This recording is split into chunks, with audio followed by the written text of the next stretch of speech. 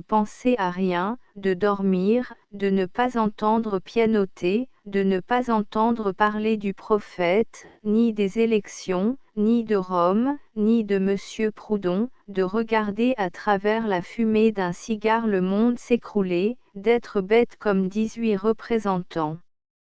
Ah! Mon Dieu! Mon Dieu! Quel sacré monde vous nous avez fait là! Vous fûtes bien mal inspiré de vous reposer le 7e jour et vous auriez diablement mieux fait de travailler encore, car il restait beaucoup à faire. Mon cher Ernst, je voudrais vous écrire une lettre bien. Bien quoi, voyons, bien. Animal, on n'annonce pas une épithète quand on n'est pas capable de la trouver, enfin une lettre qui vous fit plaisir, et je vois qu'il faut renoncer à la moindre chance d'y parvenir. Quelle phrase! Je ne trouve rien, mais rien, rien de rien. C'est comme pour mon feuilleton. Ce feuilleton me fera tourner en cabet. C'est sûr. Je sors, je vais m'ennuyer dehors, je m'ennuie trop chez moi. Venez donc un peu à Paris. Adieu. PS, j'ai mal à l'estomac, autre chose que j'ai oublié de vous dire. Ah! Mon pauvre Ernst, plaignez-moi, les feuilletons me feront mourir. À Monsieur Erard 123 Old Cavendish Street, Cavendish Square, London, 20 avril 1852. Mon cher Erard, je sors de la première répétition du fragment de la Vestale que nous exécutons à notre 3e concert d'Exeter Hall, mercredi prochain 28, à 8 heures. Les musiciens sont dans un étonnement et une admiration qui ne peuvent se décrire. Et ils étaient venus avec les préjugés hostiles qu'une espèce de faction anti-spontinienne se plaisait à répandre à Londres depuis 25 ans. Je crois que je vais leur donner à tous une rude leçon. L'effet sera immense, nous avons 120 choristes, un orchestre colossal. Stodig chante le grand prêtre, Madame Novello, Julia, pour Licinius, j'ai un jeune ténor allemand, Rickraert, à qui j'apprends le rôle et qui ira. Tâchez donc de venir avec Madame Spontini assister à ce triomphe 20 fois plus important que ceux obtenus sur le continent. Voir écraser une cabale qui dure depuis un quart de siècle. C'est une joie qui ne se trouve pas souvent. Venez. Venez. À Monsieur Zachary Astruc. 23 mai 1858. Monsieur, permettez-moi de vous remercier pour le bel article que vous venez d'écrire sur mon concert. Je n'ai jamais lu sur mes tentatives musicales rien qui m'ait aussi vivement touché. Le spectre grimaçant de l'ironie est bien là, comme toujours, pour me siffler à l'oreille, ce n'est pas vrai, Monsieur Astruc se trompe et te trompe. Vous êtes des niais tous les deux. Mais il y a aussi un autre juge qu'il est permis de consulter et qui siège à côté du sens intime. Et quand je demande à celui-là, mon critique est-il un niais, suis-je un niais, nous trompons-nous à ce point? L'amour du vrai et du beau est-il une chimère, la passion un leurre, l'enthousiasme une hallucination? Le juge me répond, non, non, non, non. Et non point. Vous aimez ce que j'aime, vous honorez et adorez tous mes dieux, voilà pourquoi à la joie d'être loué par vous, se joint un sentiment plus vif, plus profond, plus intense, le fanatisme clairvoyant d'un coreligionnaire. Voilà pourquoi j'emprunte quelques mots à Shakespeare pour vous dire, Most noble brother, give me your hand. À Monsieur Stephen Heller. Vienne, en Dauphiné. Mardi 4 ou 5 septembre, c'est-à-dire mercredi 6, 1865. Mon cher Heller, voilà bien longtemps que je n'ai de vos nouvelles. Pourquoi n'avez-vous pas répondu un mot à ma lettre collective adressée à Madame Dank? Je vous écrivais à tous les trois. Je suis toujours malade et j'ai bien peur de n'apporter qu'une addition d'ennui à celui que vous subissez probablement avec tant de peine. Mes nièces sont plus charmantes que jamais.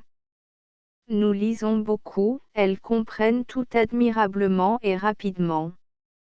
Malgré leurs instances pour me garder, je retournerai pourtant à Paris à la fin de la semaine. Voulez-vous être assez bon pour prévenir mon concierge que j'arriverai dimanche matin à 6h30 de plus? Venez dîner avec moi ce même dimanche, nous serons seuls, car je crois que ma belle-mère ne sera pas encore revenue.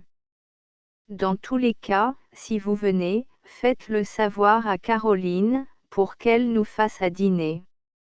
Il fait une chaleur atroce, j'ai un violent mal de tête et j'ai peine à vous écrire.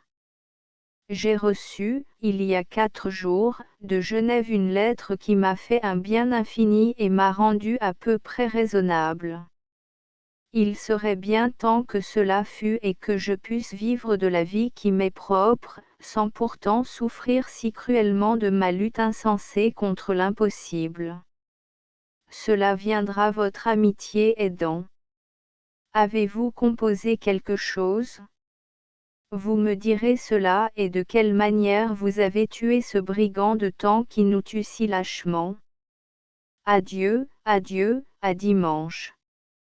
À Monsieur Zarvadi. Paris, 25 février 1866. Mon cher Zarvadi, je vous remercie de la peine que vous prenez pour l'édition allemande de mes mémoires. Je vous autorise à traiter avec Monsieur Reinze et à lui céder la propriété complète de cet ouvrage au prix de 4,000 fr, pas à moins, aux conditions dont je vous ai parlé, c'est-à-dire de ne le mettre en vente qu'après moi et quand il sera publié à Paris.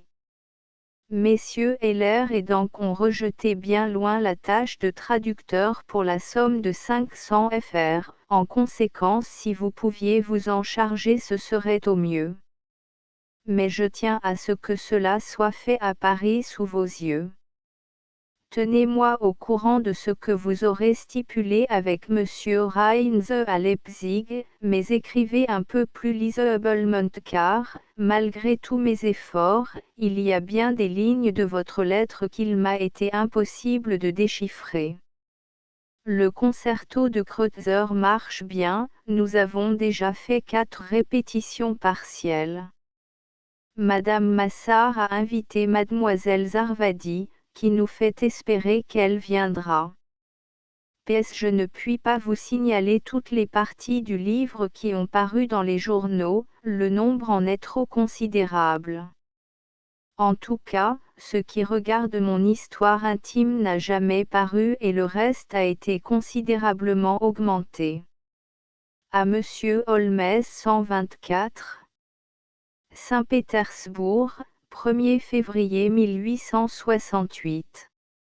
Mon cher Holmes, on vous a dit la vérité au sujet des concerts particuliers qui ne pourront commencer qu'en mars.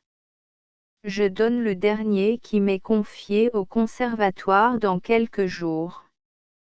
Après quoi, je partirai pour Paris sans en donner un pour moi, malgré les offres des divers artistes qui joueraient gratuitement de bon cœur. Mais je ne puis accepter ces générosités et je suis trop malade, je n'ai plus de force, j'aspire à mon lit, à mon feu, à mon repos absolu, les répétitions me tuent. Vous dépenserez 3 fois plus d'argent ici qu'à Berlin et il y a un jeune violoniste, Vuilhelmy, qui a joué une fois dans un concert, qui est engagé par la grande-duchesse, et qui a un succès fou. On ne parle que de lui. Malgré toutes les offres qu'on me fait pour me garder, je veux repartir, le froid, la neige me casse, je suis incapable, avec ma santé, de soutenir une telle température. J'ai une répétition ce soir et j'en tremble d'avance. Je n'ose rien vous dire pour votre symphonie. En quelle langue la chanterez-vous? Et qui la chantera? Pardon de vous écrire avec si peu d'ordre. Je n'ai pas la force de rassembler mes idées. Le voyage de Moscou m'a achevé. Les gens du conservatoire de Moscou sont venus me chercher, la grande-duchesse m'a accordé un congé de 12 jours et c'était de l'argent à gagner. J'ai dirigé le premier concert dans la salle immense du manège avec 500 musiciens et un auditoire de 10 600 personnes. En ce moment, il s'agit de faire marcher, ici, un programme terrible approuvé par la grande-duchesse pour ma fin.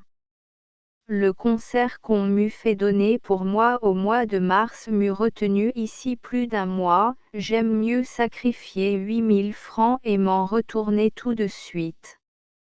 Les gracieusetés de tout le monde, des artistes, du public, les dîners, les cadeaux, n'y font rien. Je veux le soleil, je veux aller à Nice, à Monaco. Adieu, mon cher Holmès, présentez mes hommages à madame, qui aura bien besoin de courage pour soutenir le vôtre. Il y a 6 jours, il faisait 32 degrés de froid. Les oiseaux tombaient, les cochers tombaient de leur siège. Quel pays! Et je chante l'Italie dans mes symphonies et les sylphes et les bosquets de roses des bords de l'Elbe. Fin Imprimerie centrale des chemins de fer. Hachette et compagnie. Rue Bergère, 20, à Paris. 2832-9. Note, un mémoire de Berlioz, publié chez Monsieur Calment-Lévy. 2 extraits des registres de la mairie de la Côte-Saint-André. 3 renseignements communiqués par la famille. 4 lettres du 25 juillet 1832. Vente des autographes du chevalier R. I. 30 novembre 1862. 5 mémoires, p. 182. 6 grotesques de la musique, p. 279. Édition Michel Lévy. Voyage en France, lettre à Édouard Monet. Cette anecdote est insérée dans les mémoires, mais fort en abrégé. Je la donne telle que je la tiens d'un ami intime, à qui Berlioz l'avait racontée souvent. 8 mémoires, p. 21. 9 renseignements communiqués par Monsieur le Vicomte de Spoelberch de Lovenjoul.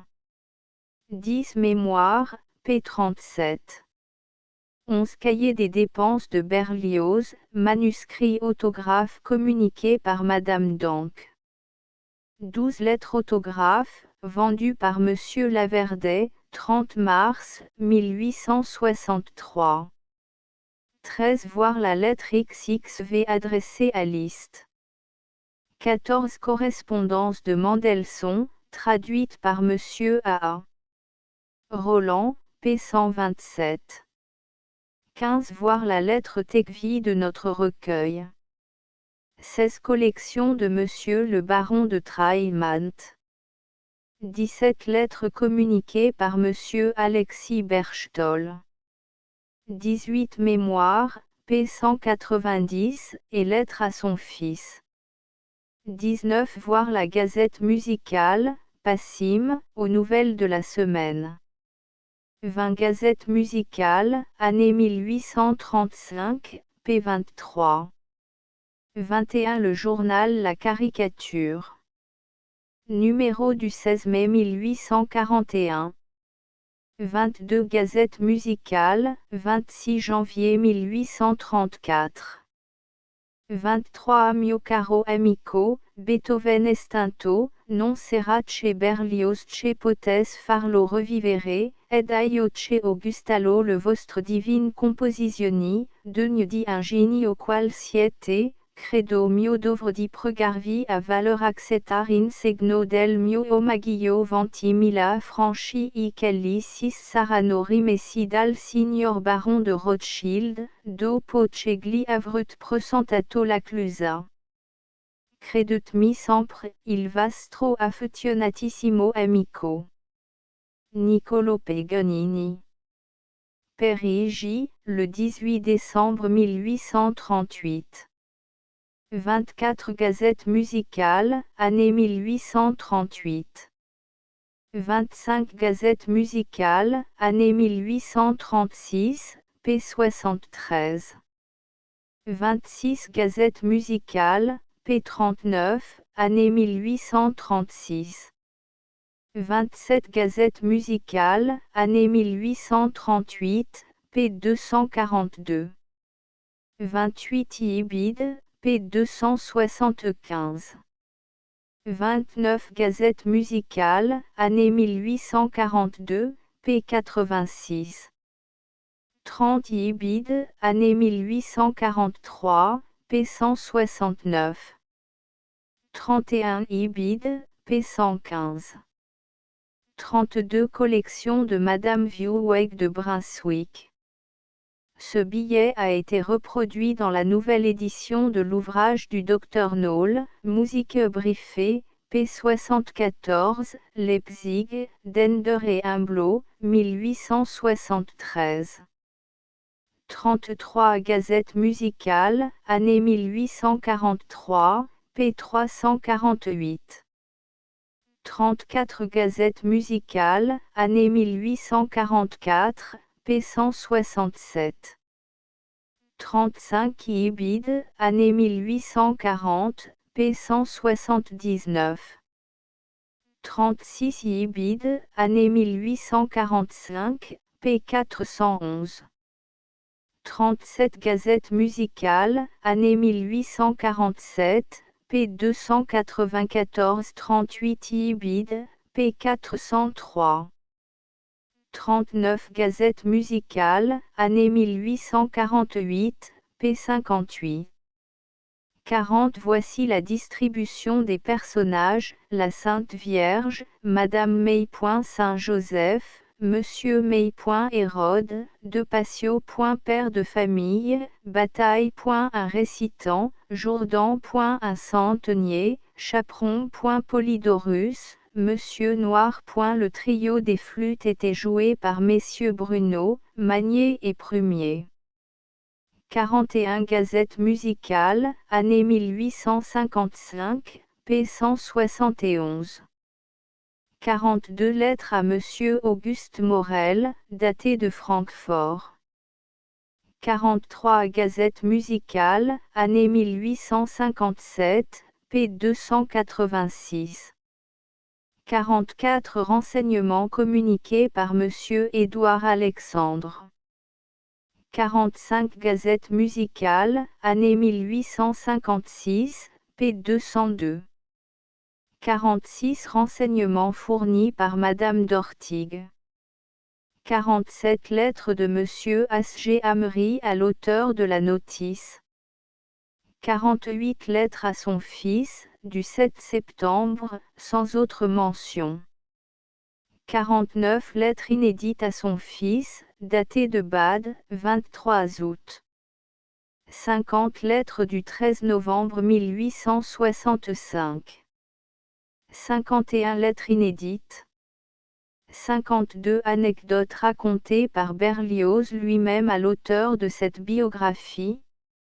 53 Il s'agit sans doute d'un pot-pourri sur des opéras italiens. Berlioz avoue en avoir composé plusieurs de ce genre, voire les premiers chapitres des Mémoires.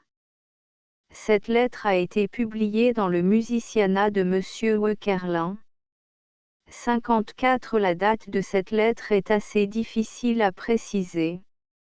La mort d'Abel, dont il est question, fut jouée en 1810 et n'eut jamais les honneurs d'une reprise.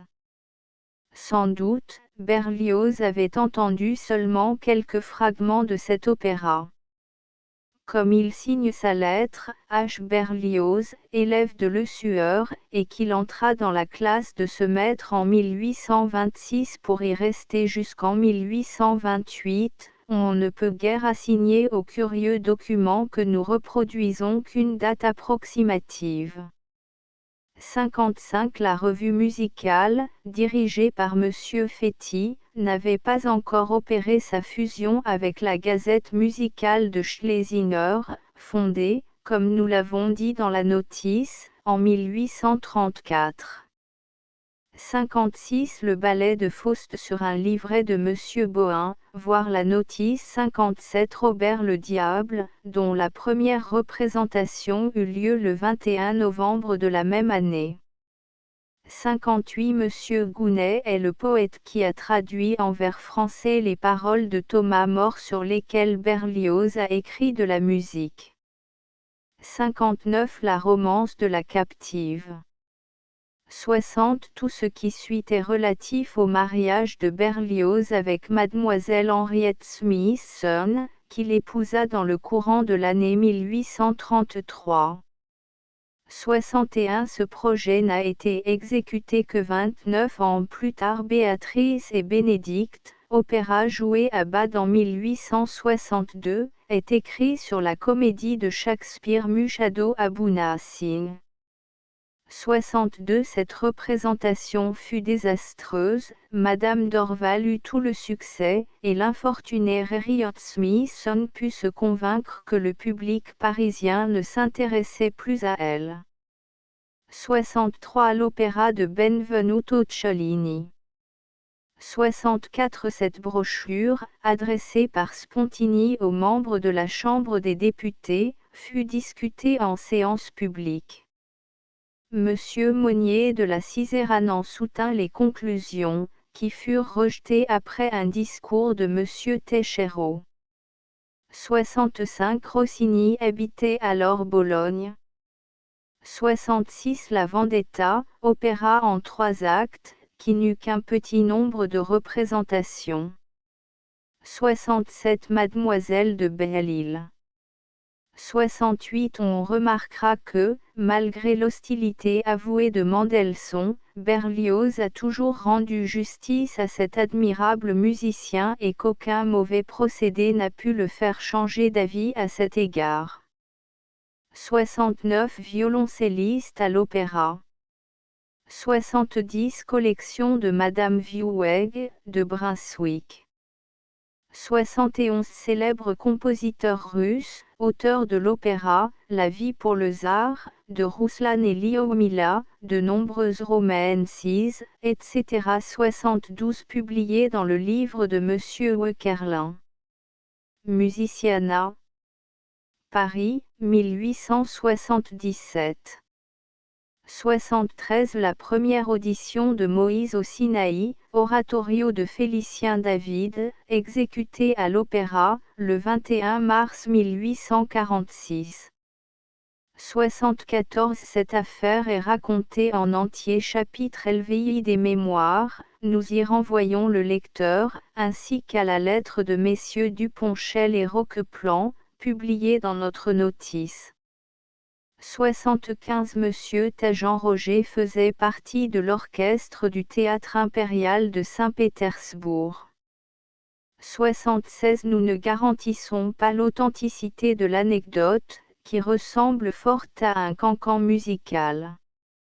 Ajoutons qu'il nous est impossible de prendre la responsabilité des opinions de Berlioz, qui sont, presque toujours, violentes, et quelquefois même injustes. Note de l'éditeur.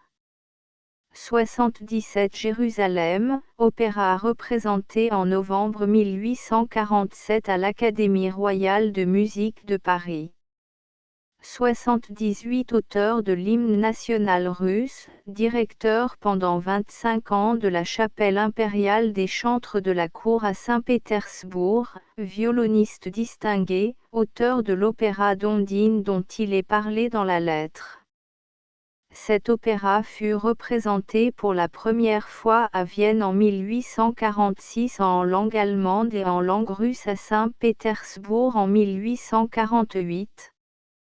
Nous devons la lettre à Monsieur Lwoff et en général toutes les lettres adressées à des personnages russes à l'obligeante bonté de Monsieur Vladimir Stassov, qui occupe une haute position à la Bibliothèque impériale publique de Saint-Pétersbourg. 79 éditeurs de musique à Londres. 80 Le comte Michel Wielorski, grand échanson à la cour de Russie, amateur de musique et connaisseur distingué. 81 Beethoven et ses trois styles, par Monsieur Guillaume Lenz. Ce beau livre n'a été publié qu'en 1852. 82 Le libretto de Monsieur de Saint-Georges se trouve dans la bibliothèque du château de Romani, près Kauno, en Lituanie. Ce libretto n'a jamais été mis en musique par Monsieur Lwoff, mort en 1870. Renseignements communiqués par Monsieur Vladimir Stassov. 83 de la Société Philharmonique de Paris, rue de la Chaussée-d'Antin. V. La notice. 84 Le Juif errant d'Halévy. 85 dans la scène intitulée « Tristesse de Roméo ».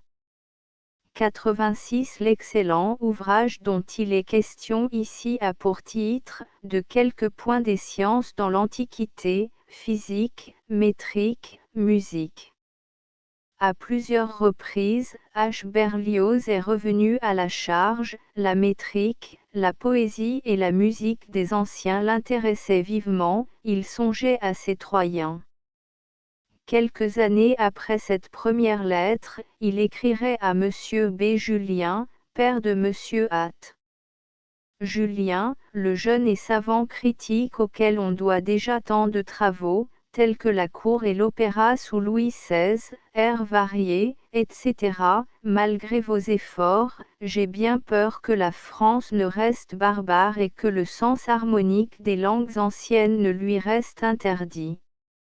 Et, le 20 avril 1867, permettez-moi de vous demander si vous êtes d'avis, comme tout porte à le croire, que les anciens ne prononçaient pas, dans les vers, les syllabes élidées.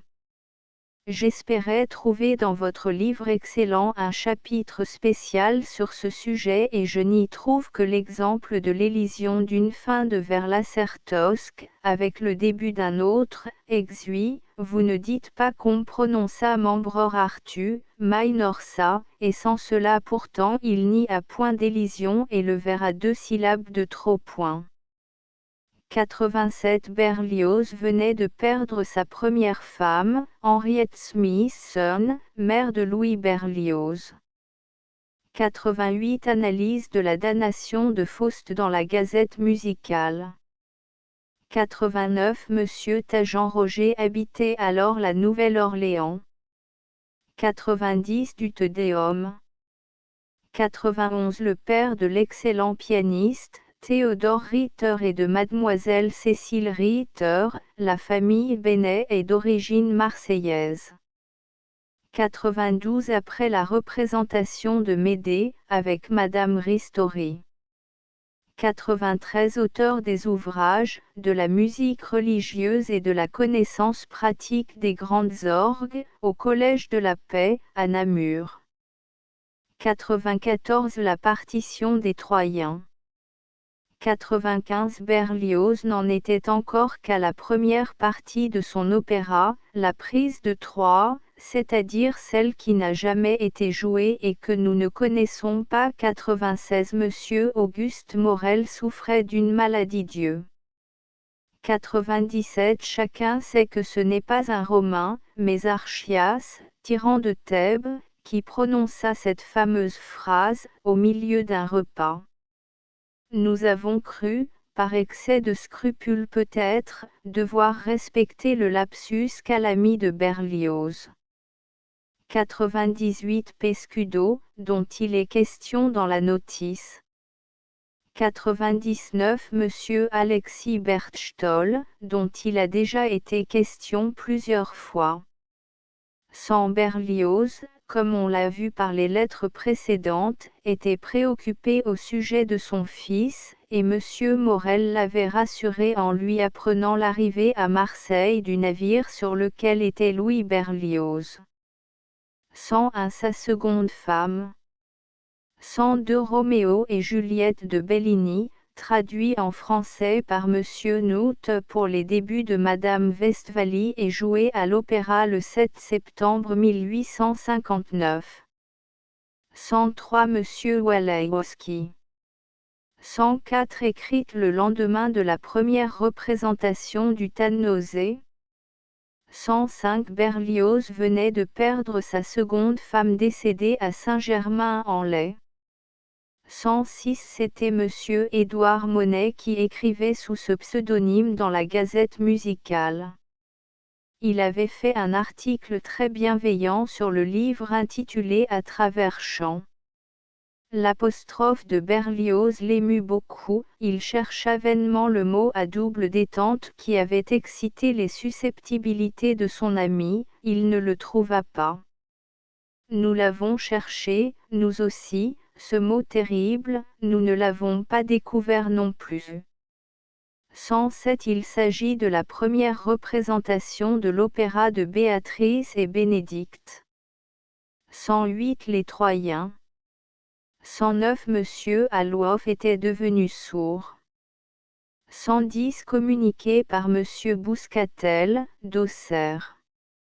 111 Il avait été nommé officier de la Légion d'honneur le 12 août, il était chevalier depuis 1839. 112 Lettres publiées par Monsieur Xavier Fernet, dans le temps du 15 mars 1865. 113 Cette lettre, si peu datée, est du 22 mars.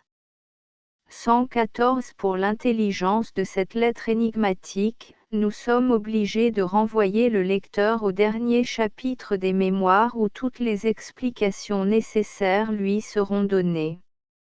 115 Intitulé Les royautés musicales. 116 C'est, ainsi que nous l'avons dit plus haut, à l'extrême complaisance de Monsieur Stassov que nous devons toutes les lettres de ce recueil, adressées à des correspondants russes. 117 Perrault, dans l'original, nous ne connaissons point de sculpteur de ce nom-là, à l'Institut. 118 Inspecteur de la musique dans les théâtres impériaux. 119 Excellents critiques et compositeurs russes. 120 Chefs d'orchestre et compositeurs de talent. 121 Communiqués ainsi que ces trois suivantes par Monsieur de Collonjon. 122 Communiqués par Monsieur Émile Laurent. 123 Communiqués par Madame Erard. 124 Communiqués par Monsieur B. de Fourcault. Calment-Lévy, éditeur ouvrage de Hector Berlioz format grand in 18. À travers champs un vol les grotesques de la musique un mémoire, comprenant ses voyages en Italie, en Allemagne, en Russie et en Angleterre 1803 à 1865.2 Les soirées de l'orchestre à Imprimerie centrale des chemins de fer. Hachette et compagnie rue Bergère, 20, à Paris. 578-8. End of the Project Gutenberg e-book correspondance inédite de Hector Berlioz, 1819 à 1868 Updated editions will replace the previous one. The all editions will be renamed. Creating the works from print editions not protected by US copyright law means that no one owns a United States copyright in these works, so the Foundation, and you, can copy and distribute it in the United States without permission and without paying copyright royalty. Special rule, set forth in the general terms of use part of this license, apply to copying and distributing Project Gutenberg symbol marque commerciale électronique works to protect the Project Gutenberg symbol marque commerciale concept and trademark. Project Gutenberg is a registered trademark, and may not be used if you charge for an e-book, except by following the terms of the trademark license, including paying royalty for use of the Project Gutenberg trademark. If you do not charge anything for copy of this e-book, complying with the trademark license is very easy. You may use this ebook for nearly any purpose such as creation of derivative works, report, performance and research. Project Gutenberg ebooks may be modified and printed and given away. You may do practically anything in the United States with ebooks not protected by US copyright law. Redistribution is subject to the trademark license, especially commercial redistribution. Start, full license. The full Project Gutenberg license. Please read this before you distribute or use this work to protect the Project Gutenberg symbol marque commerciale mission of promoting the free distribution of electronic works, by using or distributing this work, or any other work associated in any way with the phrase Project Gutenberg, you agree to comply with all the terms of the full Project Gutenberg symbol marque commerciale license available with this file or online at www.gutenberg.org/licence. Section 1. General Terms of Use and Redistributing Project Gutenberg symbol marque commerciale électronique works. 1.a By reading or using any part of this Project Gutenberg symbol marque commerciale électronique work, you indicate that you have read, understand, agree to and accept all the terms of this license and intellectual property, trademark / copyright, agreement. If you do not agree to abide by all the terms of this agreement, you must cease using and return or destroy all copy of Project Gutenberg symbol marque commerciale électronique works in your possession. If you paid a fee for obtaining a copy of or access to a Project Gutenberg symbol marque commerciale électronique work and you do not agree to be bound by the terms of this agreement, you may obtain a refund from the person or entity to whom you paid the fee as set forth in paragraph 1.e.8. 1.b Project Gutenberg is a registered trademark. It may only be used on or associated in any way with an electronic work by people who agree to be bound by the terms of this agreement. There are a few things that you can do with most Project Gutenberg symbol marque commerciale électronique works even without complying with the full terms of this agreement. See paragraph 1.c below. There are a lot of things you can do with Project Gutenberg symbol marque commerciale électronique works if you follow the terms of this agreement and help preserve free future access to Project Gutenberg symbol marque commerciale électronique works. See paragraph 1.e below. 1.c The Project Gutenberg Literary Archive Foundation, the Foundation or PGLAF, owns a compilation copyright in the collection of Project Gutenberg symbol marque commerciale électronique works.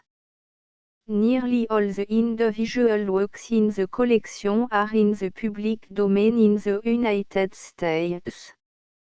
If an individual work is unprotected by copyright law in the United States and you are located in the United States, we do not claim a right to prevent you from copying, distributing, performing, displaying or creating derivative works based on the work alone as all references to Project Gutenberg are removed. Of course, we hope that you will support the Project Gutenberg symbol marque commercial mission of promoting free access to electronic works by freely sharing Project Gutenberg symbol marque commercial works in compliance with the terms of this agreement for keeping the Project Gutenberg symbol marque commercial name associated with the work. You can easily comply with the terms of this agreement by keeping this work in the same format with its attached full Project Gutenberg symbol marque commercial license when you share it without charge with others. 1.d. The copyright laws of the place where you are located also govern what you can do with this work. Copyright laws in most countries are in a constant state of change. If you are outside the United States, check the laws of your country in addition to the terms of this agreement before downloading, copying, displaying, performing, distributing or creating derivative works based on this work or any other Project Gutenberg symbol marque commercial work. The Foundation makes no representations concerning the copyright status of any work in any country other than the United States. 1.e Unless you have removed all references to Project Gutenberg. 1.e.1 The following sentence, with active links to, or other immediate access to, the full Project Gutenberg symbol marque commercial license must appear prominently whenever any copy of a Project Gutenberg symbol marque commercial work, any work on which the phrase Project Gutenberg appears, or with which the phrase Project Gutenberg is associated, is accessed, displayed, performed, viewed, copied or distributed. This ebook is for the use of anyone anywhere in the United States and most other parts of the world at no cost and with almost no restriction whatsoever.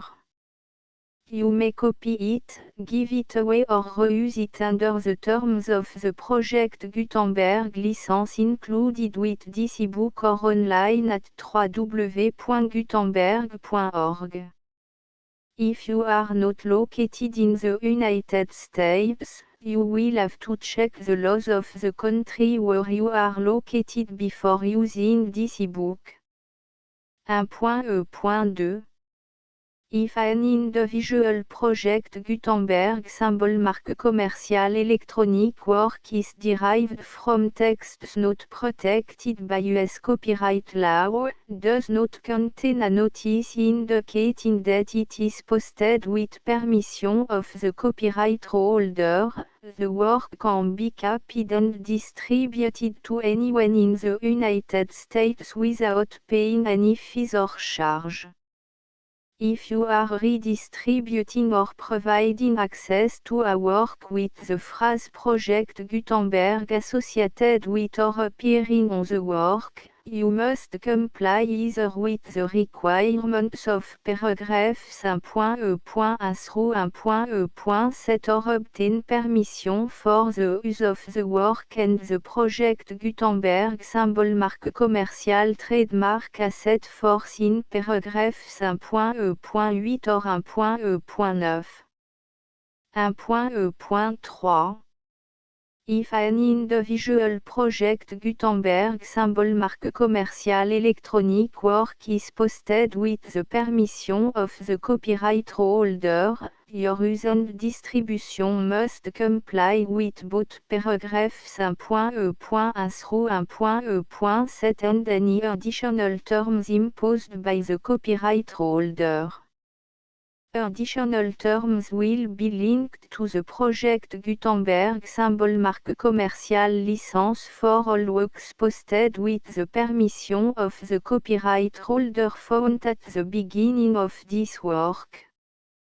1.e.4 Do not unlink or detach or remove the full project Gutenberg symbol marque commercial license terms from this work, or any file containing a part of this work or any other work associated with project Gutenberg symbol marque commercial.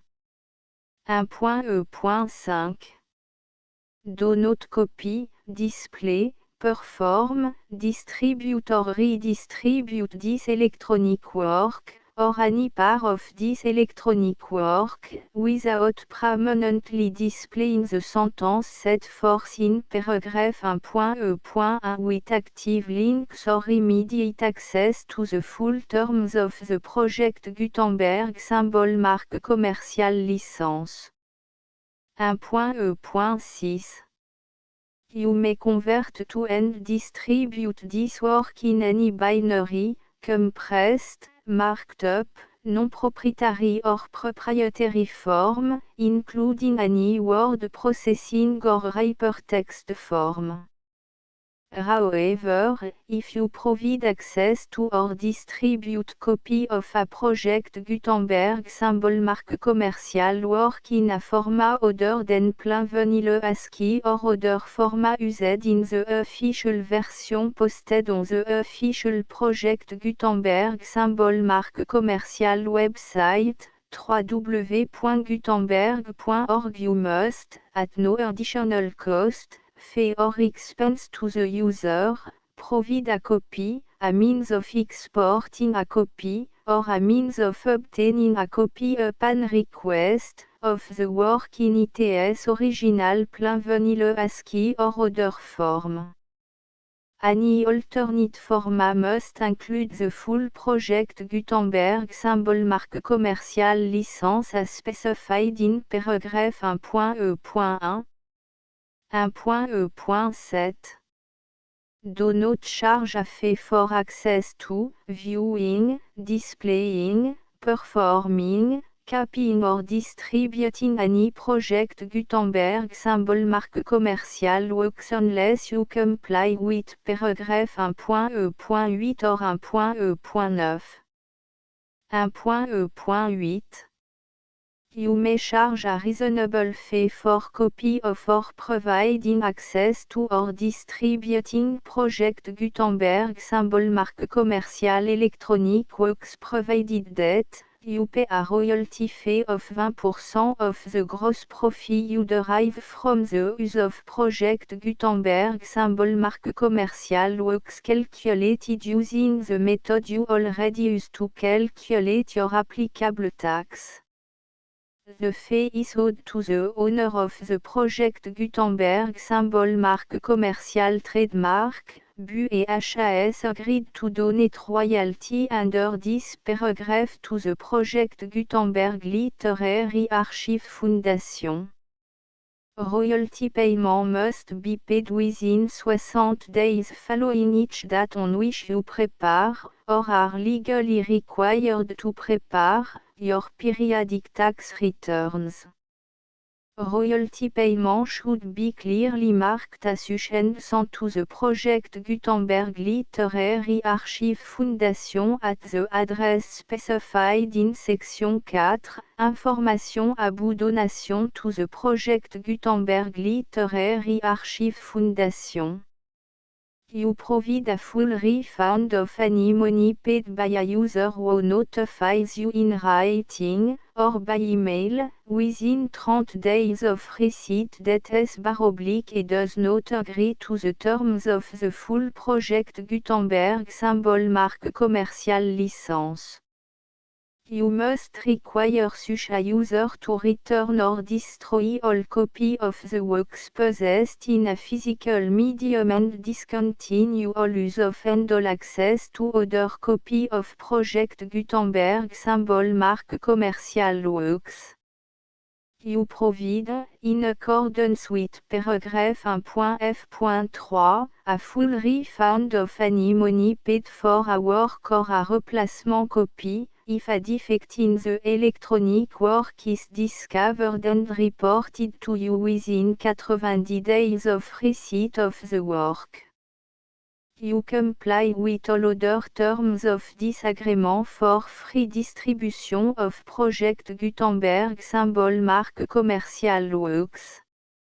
1.e.9 If you wish to charge a fee or distribute a Project Gutenberg symbol mark commercial electronic work or group of works on different terms than are set forth in this agreement, you must obtain permission in writing from the Project Gutenberg Literary Archive Foundation, the manager of the Project Gutenberg symbol mark commercial trademark.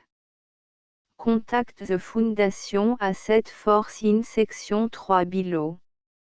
1.f1.f.1 Project Gutenberg volunteers and employees expend considerable effort to identify, do copyright research on, transcribe and proofread works not protected by US copyright law in creating the Project Gutenberg symbol mark commercial collection.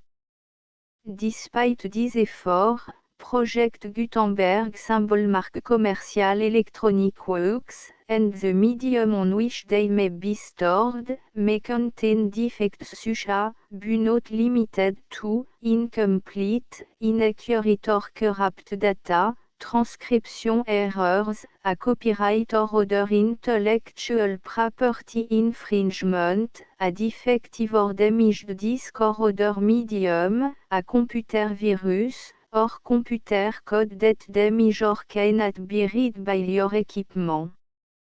1.f.2 Limited warranty, disclaimer of damage, except for the right of replacement or refund described in paragraph 1.f.3, the Project Gutenberg Literary Archive Foundation, the owner of the Project Gutenberg symbol mark commercial trademark, and any other party distributing a Project Gutenberg symbol mark commercial electronic work under this agreement, disclaim all liability to you for damages, costs and expenses, including legal fees.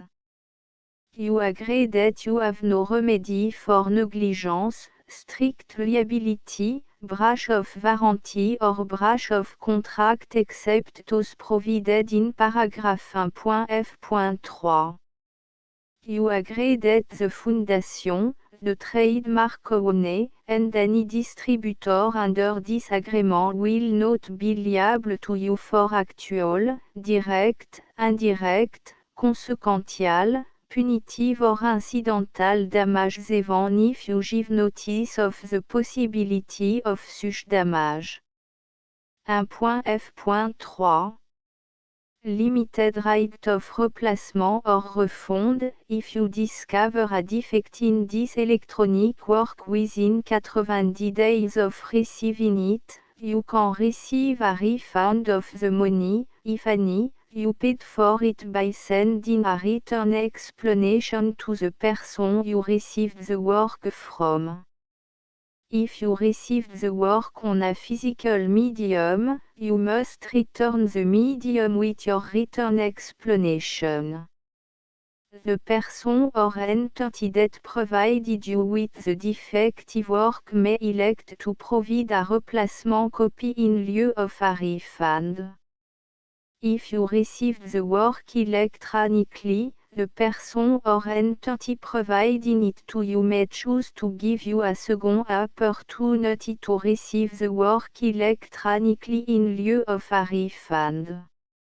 If the second copy is also defective, you may demand a refund in writing without further opportunities to fix the problem. 1.f.4 Except for the limited right of replacement or refund set forth in paragraph 1.f.3, this work is provided to UAIs, with no other warranties of any kind, express or implied, including but not limited to warranties of merchantability or fitness for any purpose.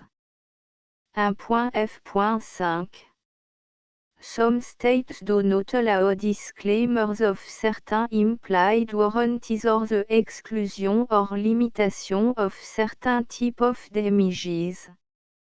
If any disclaimer or limitation set forth in this agreement violates the law of the state applicable to this agreement, the agreement shall be interpreted to make the maximum disclaimer or limitation permitted by the applicable state law.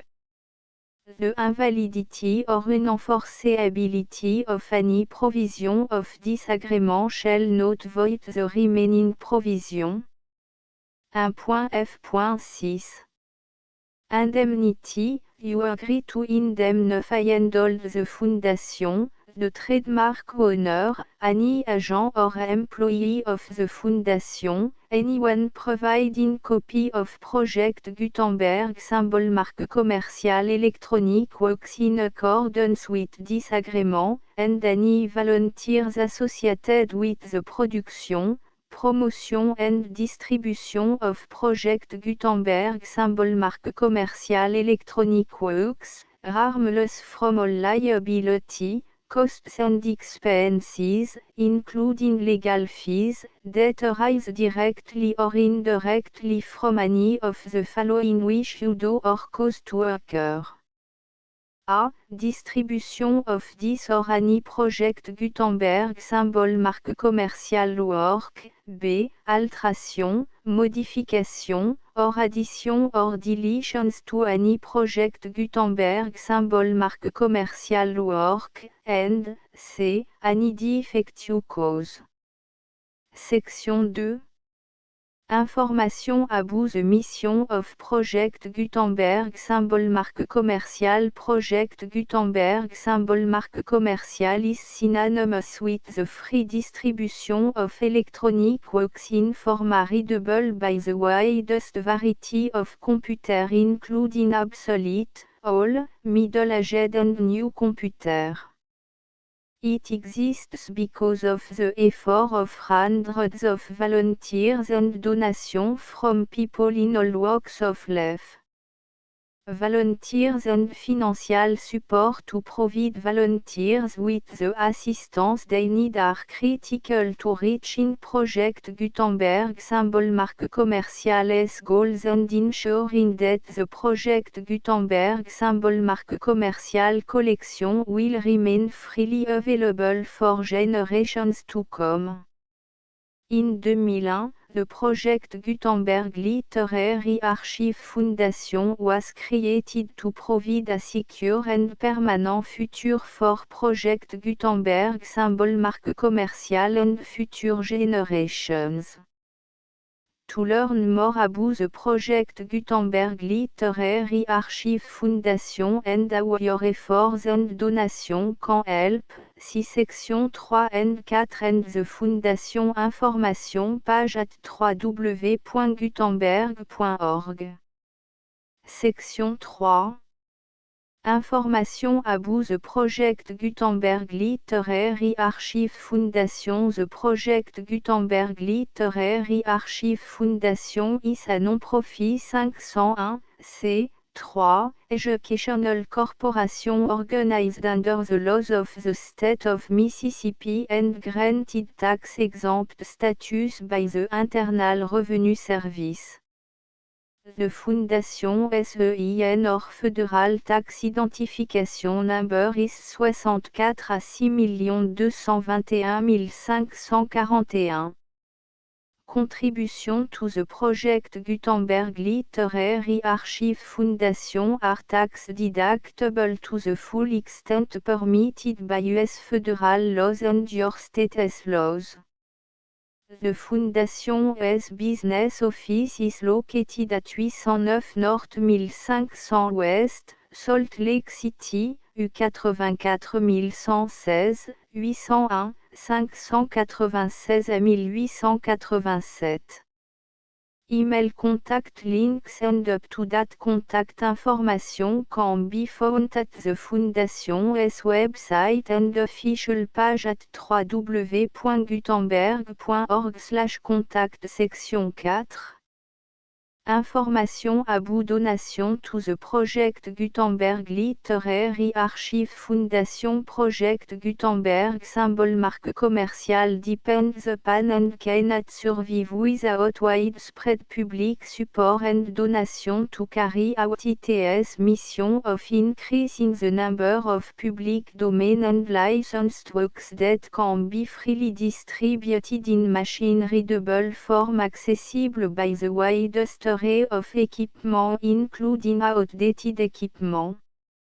Many small donations, $1 to $5,000, are particularly important to maintaining tax-exempt status with the IRS.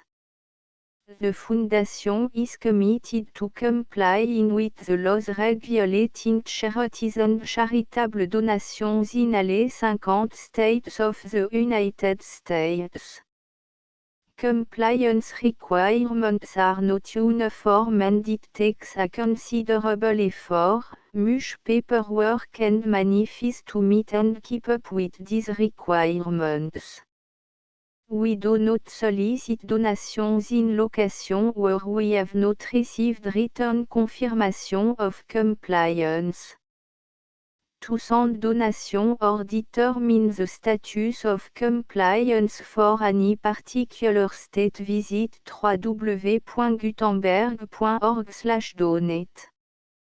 While we cannot and do not solicit contribution from states where we have not met the solicitation requirements, we know of no prohibition against accepting unsolicited donation from donors in such states who approach us with offers to donate. International donations are gratefully accepted, but we cannot make any statements concerning tax treatment of donations received from outside the United States. US laws alone swamp for small staff. Please check the Project Gutenberg web page for current donation methods and addresses. Donations are accepted in a number of other ways including checks, online payments and credit card donation. To donate, please visit www.gutenberg.org/donate. Section 5. Général information about Project Gutenberg symbol marque commerciale Electronic Works. Professor Michael S. R. was the originator of the Project Gutenberg symbol marque commerciale concept of a library of electronic works that could be freely shared with anyone. For 40 years, he produced and distributed Project Gutenberg symbol marque commerciale e-books with only a loose network of volunteer support. Project Gutenberg symbol marque commerciale e-books are often created from several printed editions, all of which are confirmed and not protected by copyright in the US unless a copyright notice is included. Thus, we do not necessarily keep e-books in compliance with any particular paper edition. Most people start at our website which has the main page search facility, www.gutenberg.org. This website includes information about Project Gutenberg symbol mark commercial, including how to make donation to the Project Gutenberg Literary Archive Foundation, how to help produce our new ebooks, and how to subscribe to our email newsletter to read about new ebooks.